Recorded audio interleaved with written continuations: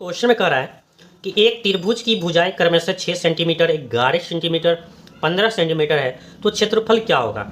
ये त्रिभुज है, इसकी सारी भुजाएं अलग अलग हैं और आपसे पूछ रहा है क्षेत्रफल क्या होगा।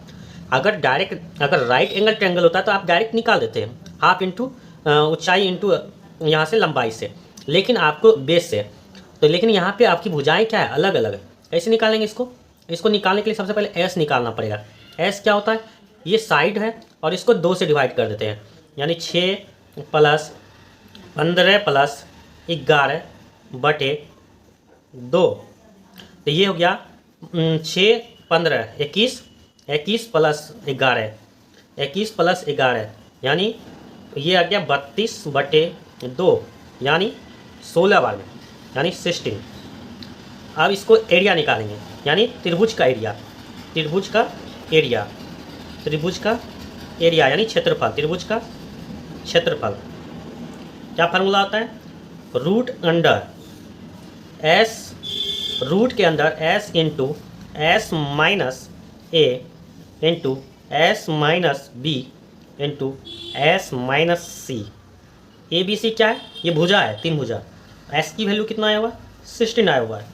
यहाँ पे अगर वैल्यू पुट करें, x की वैल्यू 16 माइनस s 6, 16 माइनस 15 और 16 माइनस 11।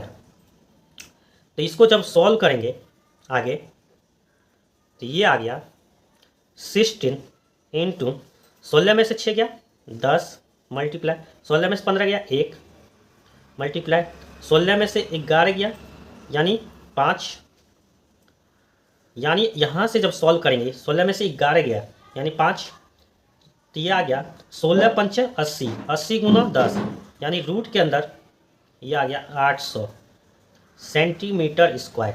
रूट के अंदर कितना आ गया, 800 सेंटीमीटर स्क्वायर। जब इसको और आगे सॉल्व करेंगे तो रूट के अंदर 800, यानी यहाँ से हमारा जो होगा 100 है, 100 को 10 बाहर निकलेगा और रूट के अंदर क्या होगा 8।